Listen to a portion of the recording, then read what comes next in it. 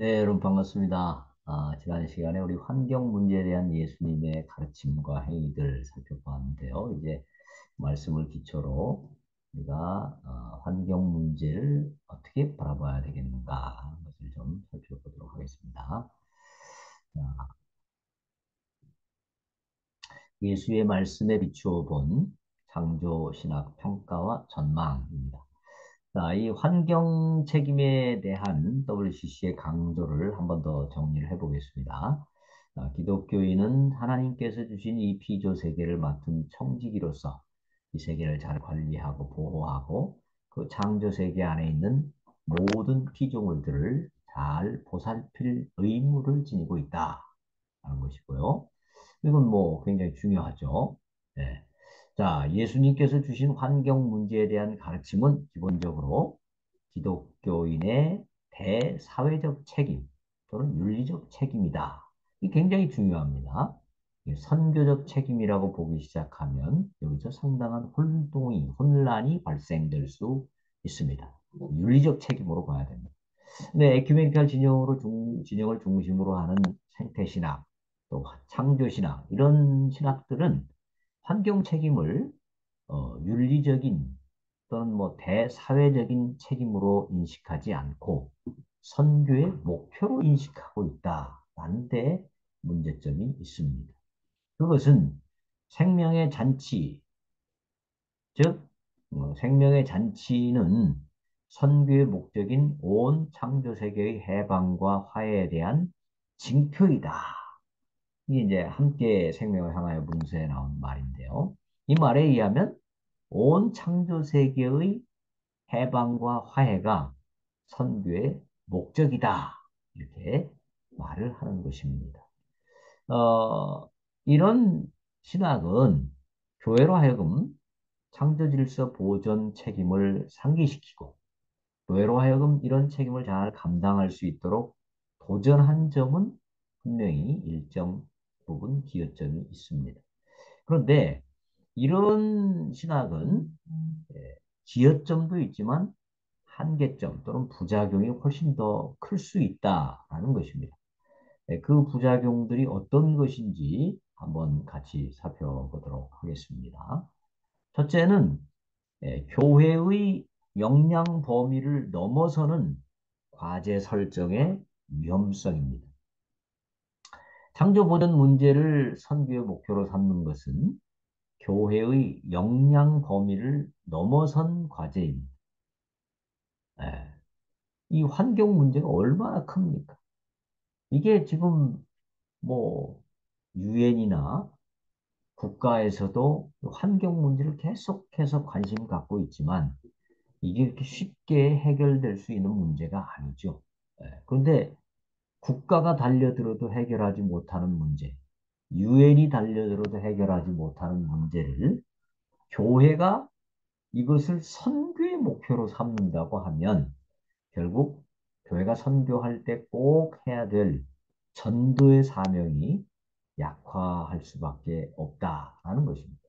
전도만 해도 참 쉽지 않지 않습니까? 이것을 하기 위해서 모든 에너지를 다 거기에 쏟아 부어야 되는데 이 환경 문제를 선교의 목표로 삼을 때 결국 전도에 쓸 에너지가 약화될 수밖에 없다라는 것입니다.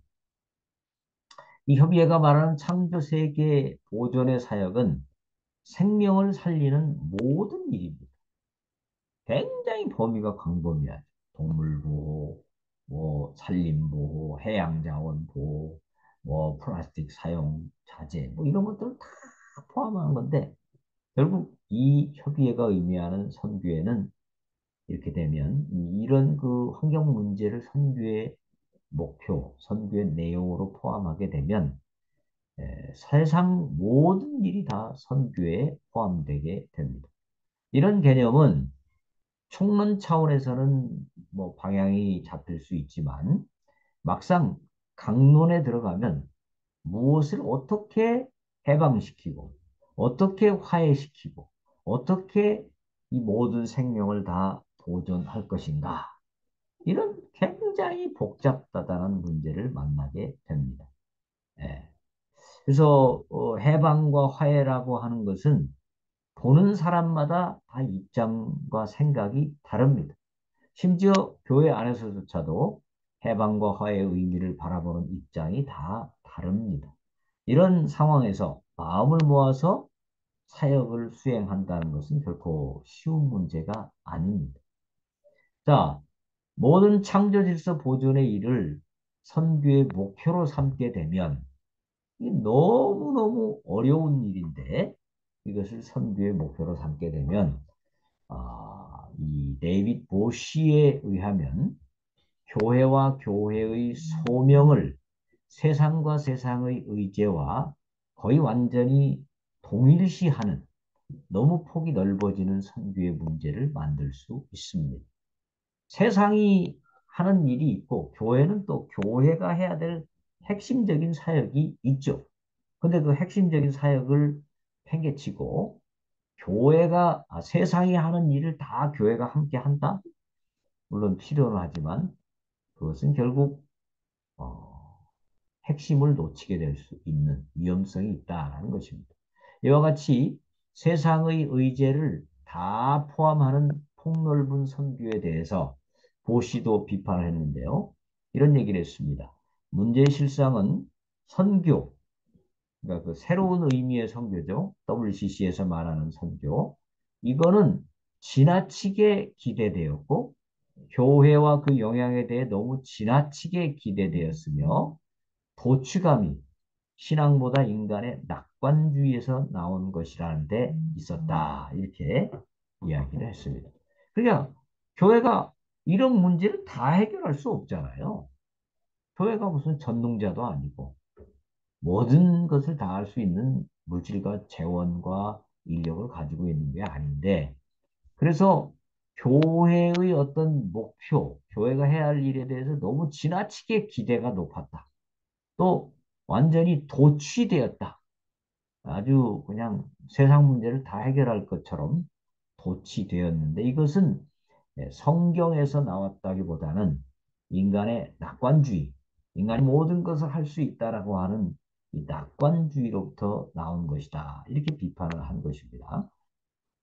이 칼 브라텐이라는 학자도 이런 그 세상 모든 문제를 다 해결하려고 하는 이 폭넓은 선교에 대해서 이런 얘기를 했습니다.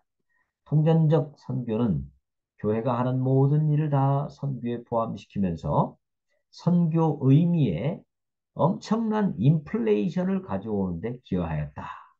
이게 뭔 말입니까? 그냥 선교를 그냥 핵심을 놔두고 모든 것을 다 선교로 포함시키면서 너무 많은 것을 하려고 한다라는 것이죠. 그래서 선교의 핵심인 전도가 교회 활동의 눈사태 속에 파묻힐 것이다. 이건 아주 정확한 지적이죠. 핵심이 어디로 가버린 겁니다. 너무 많은 활동, 완전 큰 눈사태가 일어나면 거기 사람이고 뭐고 다 그냥 눈 속에 파묻혀 죽게 되지 않습니까?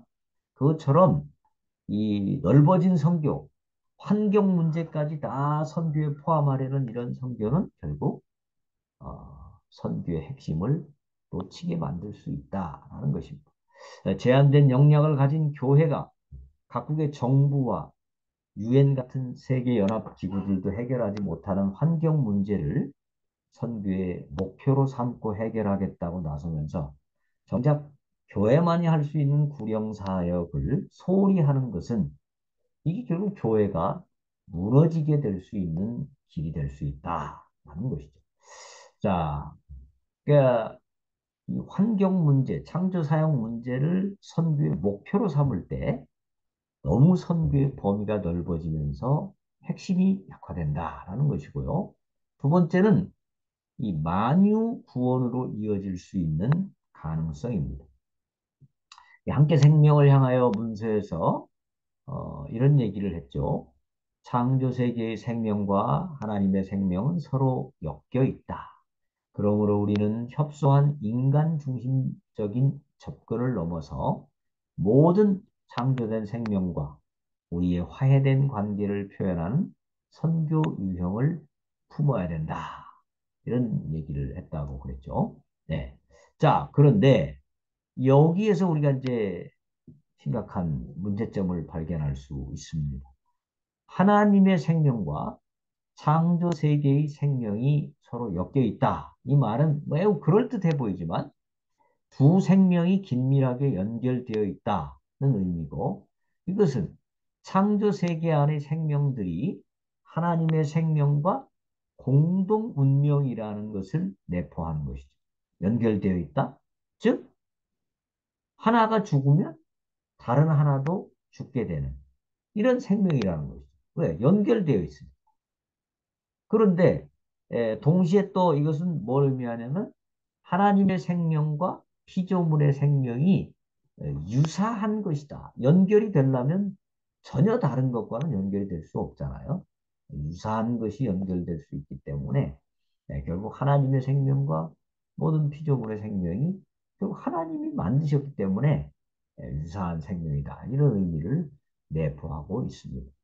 자, 그렇다면 이게 어떤 문제를 가져옵니까?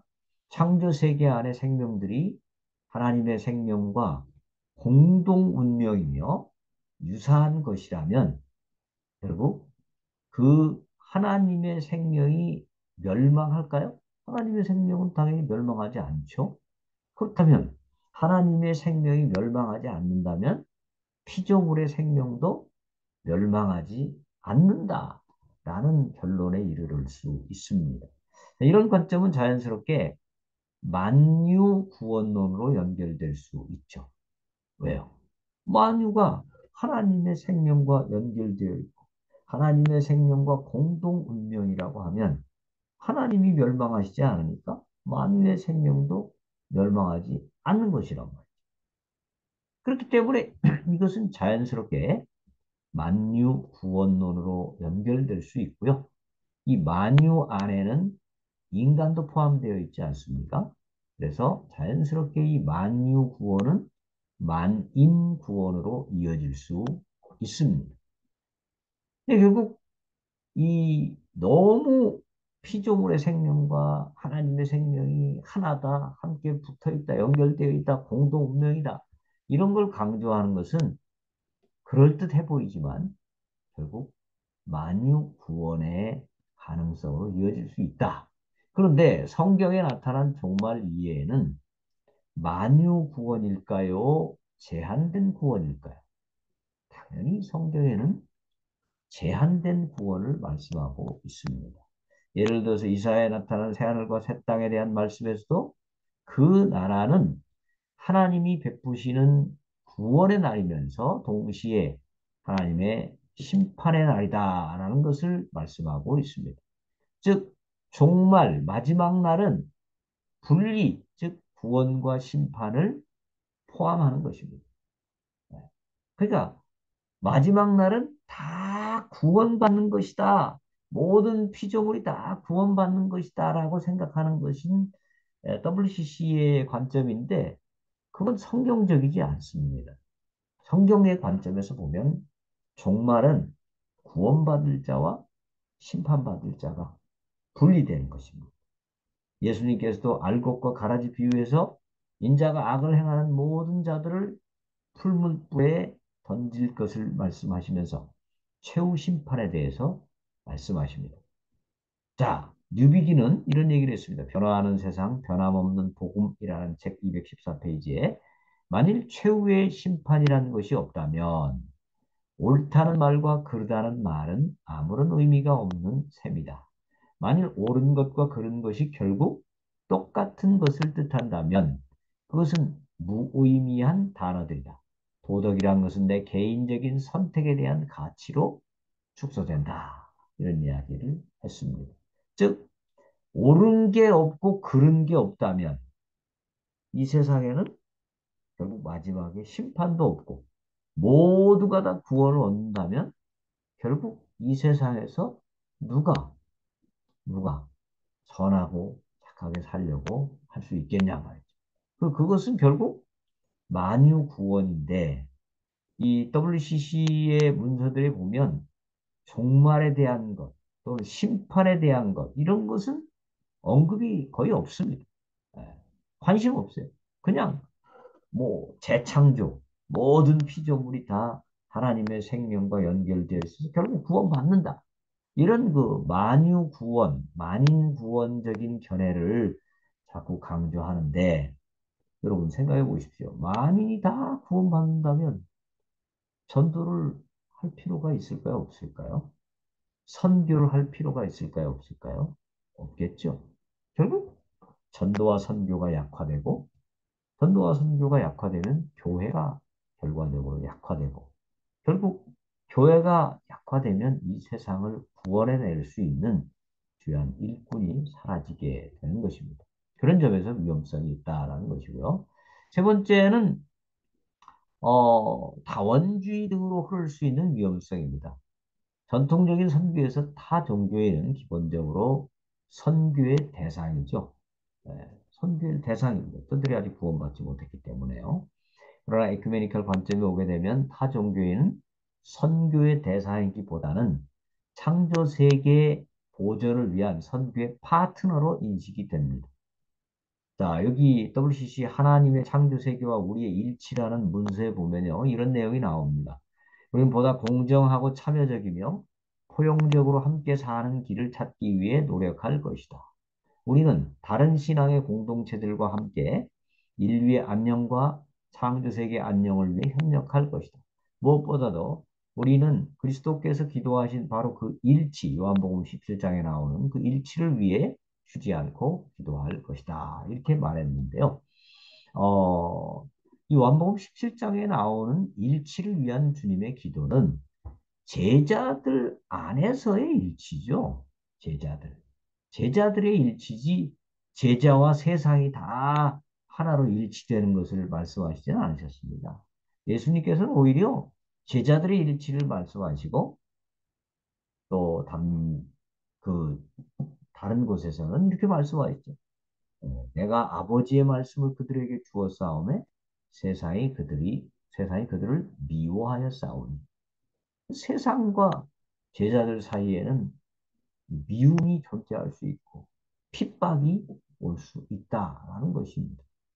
그런데 이 세상을 또는 타 종교인을 창조 세계 보존을 위한 선교의 파트너로 인식하면서 포용적으로 함께 사는 길을 찾기 위해 노력해야 될 것이다. 또 하나가 돼야 된다. 이것은 매우 그럴듯한 말이지만 결국 전도를 무용하게 하는 다원주의로 흐를 수 있는 위험성이 있다는 것입니다. 자, 성령은 또 WCC 문서는 또 이런 이야기도 합니다.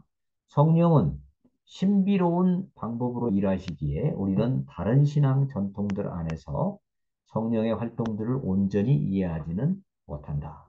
우리는 생명을 살리는 다양한 영성들 안에 고유한 가치와 지혜가 있다는 것을 인정한다. 그러므로 신빙성 있는 선교는 다른 사람을 선교의 대상으로 만들지 않고 선교의 동반자로 만든다. 이렇게 말합니다. 즉, 저 WCC의 이런 관점은 타 종교에 대해서 지나친 낙관론을 가지고 있습니다. 그들이 마치 전도하지 않아도 되는 대상들이고 그들은 우리와 함께 동반자가 되어서 이 세상의 환경 문제를 해결하고 모든 피조물을 잘 살도록 만드는 그런 주역이다. 라고 말하는 것처럼 보입니다. 선교의 이 동반자라는 이 용어, 이 관점은 사실 전도를 불필요하게 만듭니다. 그렇지 않습니까?